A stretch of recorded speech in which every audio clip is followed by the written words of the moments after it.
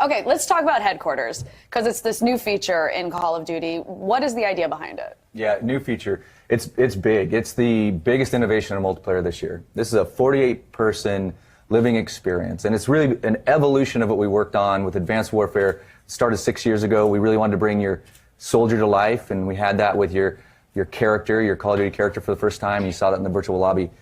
Now we're taking you into a space. This is off the front lines experience where you can compete, be social, show off, and engage in new ways. It's really special. So what inspired you guys to bring this feature into the game?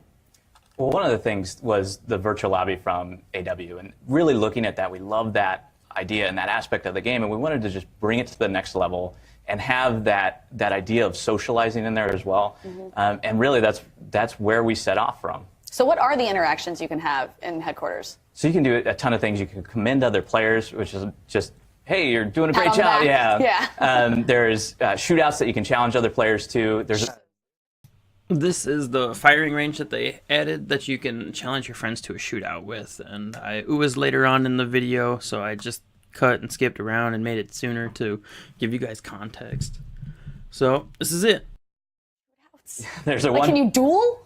You can duel in a 1v1 pit. Oh, There's actually, wow. you can go and queue up for a 1v1 pit, and you can sit in there and see how long you can survive in there. Yeah. Yeah, there's just so many things. Okay, sweet. So we actually have a live question for you guys. Taylor Saderhoyt, I hope I just said your last name correctly, asked, what is headquarters used for? It's used for all your socializing. You can go here and party up. You can compete, like Michael was saying. You can go into the 1v1 pit. All these cool things. It's also right available at your fingertips. So when you go into matchmaking and when you matchmake, you can actually pop back into the hub, into the live lobby, into the we've had so many names for it over the development headquarters, where you can actually go back into headquarters and run around in this space and socialize while you're still in that queue. And then you're just going to pop right into your match. Nice. How many people in headquarters? There's 48. 48. So, yep, you and 47 others can go. You and 47 others. That sounds like the worst frat house ever, but the best multiplayer ever. Wait, I'm going to ask one more quick one, because this is a good one. Jack Sekhun, asked, will headquarters be the multiplayer main menu? It's pretty much the multiplayer main menu. Yeah. In that sense. So you on boot up, you're there. You're in the headquarters. You're running around. And if you want, you just hit the options button on your PS4 and you jump right into your matchmaking and your virtual lobby experience from there. Great. Awesome. Okay, well, let's move on to divisions, because that's new for this game, too. So if you guys have any questions about divisions, throw them in now. But tell us about divisions. How do they differ from one another now? Yeah. And you'll enlist into one of 5 iconic divisions, and those divisions will really set you out to differentiate your play style, your look, and really how you approach gameplay. Nice. Okay, we're going to go straight to a live question for this one. Damon George asks, are we going to have to use the weapons and perks of a division, or are we going to be able to manipulate classes? That's a great question, because you are going to be able to manipulate classes, and perks are gone. So we have division training, which is going to really focus on your play style, and that is going to then be augmented with your basic training. And your basic training is going to add that flexibility so you can go play how you want to play in the game. Off of that, you're going to have your primary weapon, which has your attachments, and your secondary and equipment that you can choose. All right. So what type of loadouts will you be able to create? All kinds of loadouts. So you have the classic run and gun, which is going to be your airborne division. You have your armored division, which is all about taking points and that aggressive playstyle with explosives.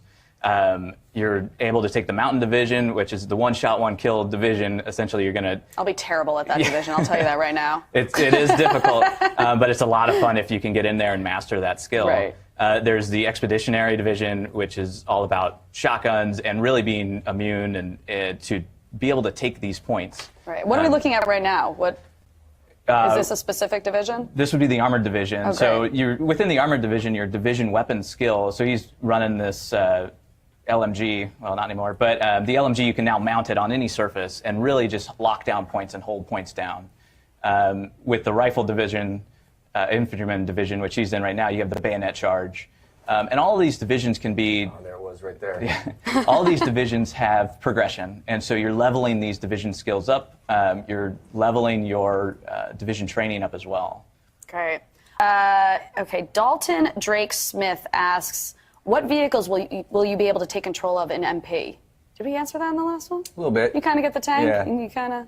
But There's, you're not there's like a lot of score streaks that are controllable Yeah. within the game. So we do have the Fighter Strike, which is one that's available here at E3, where you can get into it and you're actually doing strafing runs on the ground. So it's pretty cool. You can see it in the trailer. I want to do that. Angel Santiago asks, "Are you going to be able to switch divisions, and if so, how easily?"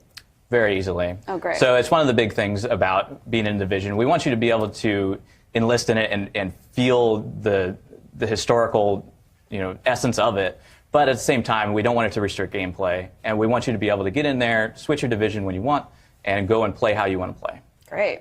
Oh, this kind of ties into that. Mike Tanis asks, "Will we be able to slide or dive or nothing at all?" Lol. he does laugh out loud at the end of that. So we do have diving within the game, within the game.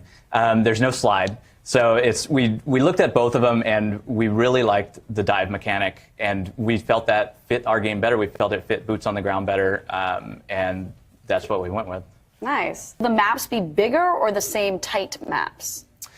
So we shot for range there as well. So you're going to have some smaller, really fast-paced maps, and you're gonna also have some that we kind of open up a little bit. And again, it's varying that gameplay style. So we give players opportunity to have different experiences. Mason Kelly asks, "Will we be parachuting into the maps?" It was in the trailer, and I'm curious. Okay, so the parachuting into the maps, there's a score streak that's in the game at E3 called paratroopers. So Yeah. you call in paratroopers, they deploy into the battle. It's a really cool, just super awesome. World War II kind of thing to see. It's cool Sweet. stuff. So you will be, if you are that specific. That's a score streak. Oh, that's a score streak. Got it. Okay, sweet. Okay, I think we've done it on maps. I want to transition into war mode.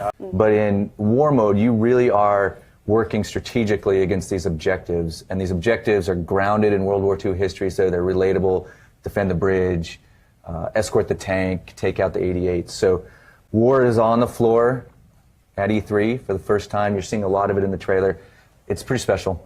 And didn't you tell me earlier that it actually has a loose storyline as well, which you don't get out of multiplayer for the most part? Yeah, that's definitely one of the big things with war is that we wanted players to really feel like, not only are they fighting in the iconic locations of World War II, but they're actually partaking in an actual World War II battle. So there is a kind of a loose narrative thread that kind of ties things together in the map, and there's an overall mission objective that you're trying to do, and each step along the way is kind of progress towards that. Wonderful. You can see the guys jumping off the truck, deploying So that's your into the whole battle. team right there. Yep, that's your team. That's great. So yeah. So why are players going to love war mode?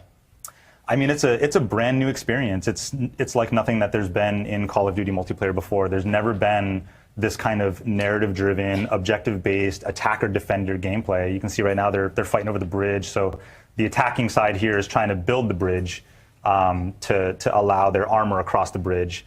And then the Axis side is kind of hunkering down and defending against that, and they're putting up MG nests and all those kind of things. So it really is a brand new type of gameplay experience, and I think players are going to love it.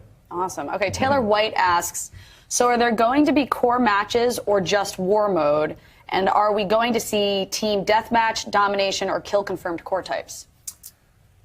So on the floor, we have Team Deathmatch on Point to Hawk. People will be playing that today. They'll also be playing Domination on Ardennes, the map we showed you earlier. So we will have a variety of beloved game modes, and War Mode is part of that as the new addition. Great. Dylan Halder asks, "Will we get specific objectives in war mode?" Sounds like yes. Yes, yeah, definitely. I mean, again, we wanted players doing the things that soldiers did in World War II, right? So you're capturing territory, you're building bridges, you're escorting armored divisions, you're destroying artillery pieces. So the war maps are built out of those pieces, and again, there's a mission, right? You've got a primary goal that you're trying to accomplish with each of these maps. So. Awesome. Okay, Jared Hornfeck, who according to his icon picture looks like he just got married, so congratulations. How many people can play war mode at one time? So war mode is 6v6, like the core modes. 66. 6v6. Oh, I was like, what? That's insane.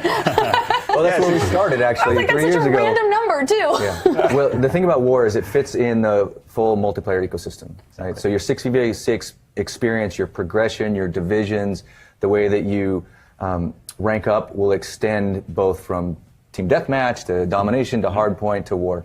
All right. We wanted players also to be able to kind of carry on with their party, right? You Yeah. got 5 of your friends that you partied up for, TDM or Dom or whatever game when you're playing. We wanted that same group to be able to just drop over into war and just kind Yeah. of have that seamless transition. So. Getting 5 of your friends together is a lot easier than 65 of your friends. Exactly. I was like, what are you talking about? Who's got 65 friends? Oh, exactly. Elliot Young asks, will War Mode just feature certain maps or all the maps? So War Mode, and that's one of the things that excites me about War Mode 2. Since this guy talks forever, I'll just let you guys know and cut to the point. The maps for War Mode are only for War Mode. Custom made just for them. Won't be in TDM or anything else.